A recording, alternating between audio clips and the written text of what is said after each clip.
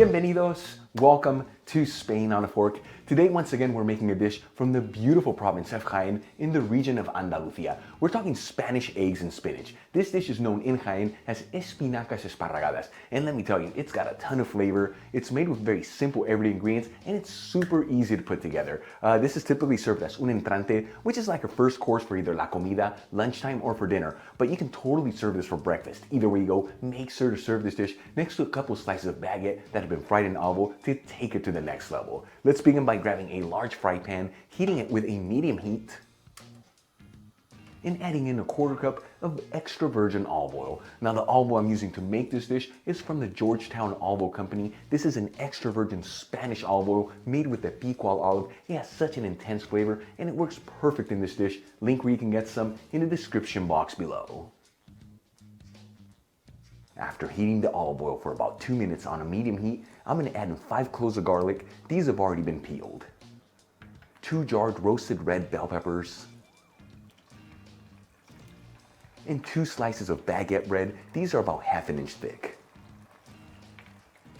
And we're going to cook these ingredients between 4 to 5 minutes or until they're lightly golden fried, and make sure to move those garlics around. That way they don't burn and they evenly cook.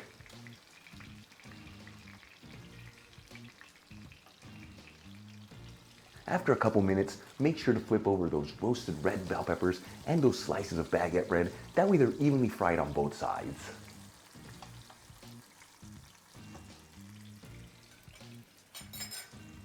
After about 5 minutes, and all the ingredients have a beautiful light golden fried color, I'm going to start removing them from the pan, making sure to reserve that olive oil in the pan.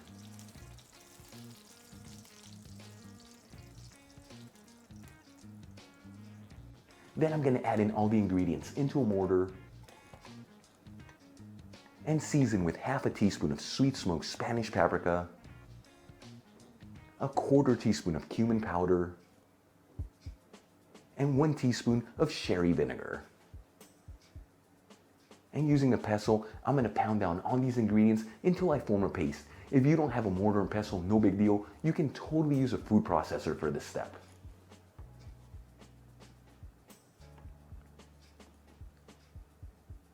Once we've created a paste, let's move on to the next step of the recipe. Using the same pan with the same olive oil that we cooked those ingredients in, I'm going to heat it with a medium heat.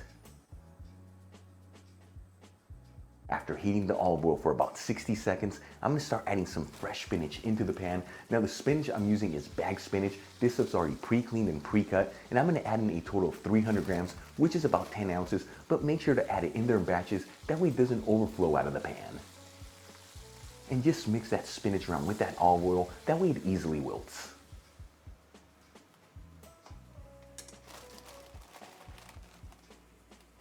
And as the spinach begins to wilt, continue to add more fresh spinach into the pan until it's all been incorporated. Now to make this recipe, you can also use frozen spinach. Just make sure you fully thaw it out and drain any of the excess water in it.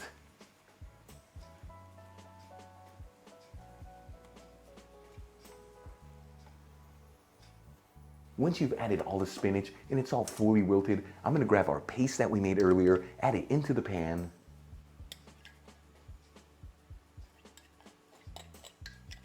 and season everything with sea salt and freshly cracked black pepper. And we're also going to add in a ¼ cup of cold water. This is to thin out the mixture, that way it's not too thick. And we're going to give this a quick mix, that way everything's evenly mixed together.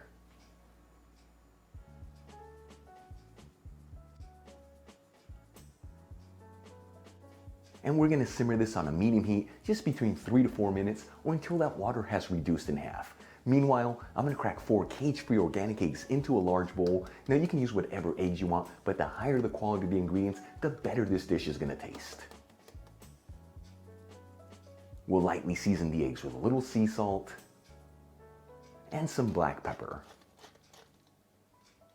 And we're going to give this a quick whisk, just between 5 to 6 seconds. You don't want to fully whisk those eggs. You want to leave some of those egg whites in there. It's what gives this dish that incredible texture and flavor. All right, let's move back to the pan with the spinach mixture. It's been simmering for about 4 minutes on a medium heat, and as you can see, that water has reduced by at least half. For the next step, I'm gonna add in the whisked eggs into the pan and start mixing all these ingredients together. We're gonna go for about 3 minutes here. We want those eggs to have a beautiful creamy texture to them. If you overcook them, they're gonna have a rubbery texture, which is gonna kill the magic of this dish.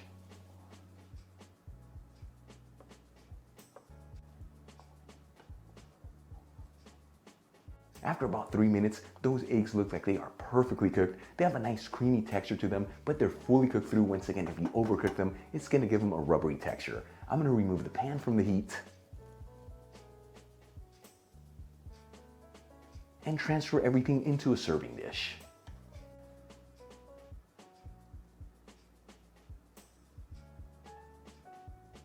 And check it out, our dish is done. And like I told you in the beginning, you want to serve this dish the way they do in Jaén, Andalucía, next to a couple slices of baguette bread that have been fried in olive oil. To do that, all you got to do is heat a pan with some olive oil on a medium heat, add in the slices of baguette bread in there, and cook them between 2 to 3 minutes until they're golden fried. And you only want to cook them on one side, folks. It doesn't get better than this. Spanish eggs and spinach, Espinacas, Esparragadas. Let me tell you, incredible aromas. Let's give this a try and see how it tastes.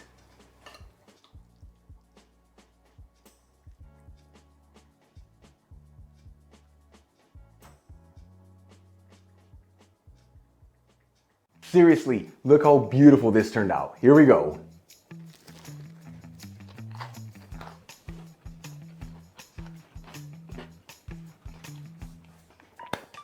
You know, first things first, we've made a lot of different dishes here on Spin on a Fork. Some have been good, others have been very good, and other ones just stand out above the crowd. This one right here is exactly that. So many great flavors. I'm telling you, my taste buds are on overdrive right now. You saw this, very easy to make, very basic ingredients. Make this dish at home, I guarantee you will not regret it. One of the best things ever. Really quick before I go, a shout out to one of my patrons, Dr. Michael Barvitz. Once again, Dr. Michael, thank you for being a patron of Spin on a Fork. You know how much I appreciate you. For the rest of you, if you're not with me on Patreon, consider becoming one. Helps with ingredients and equipment to continue making videos like this. You'll find my Patreon link in the description box below and iCard above. If you enjoyed today's video, hit that like button, leave me a comment below, and if you're not subscribed, smash that subscribe button. Till the next time, hasta luego.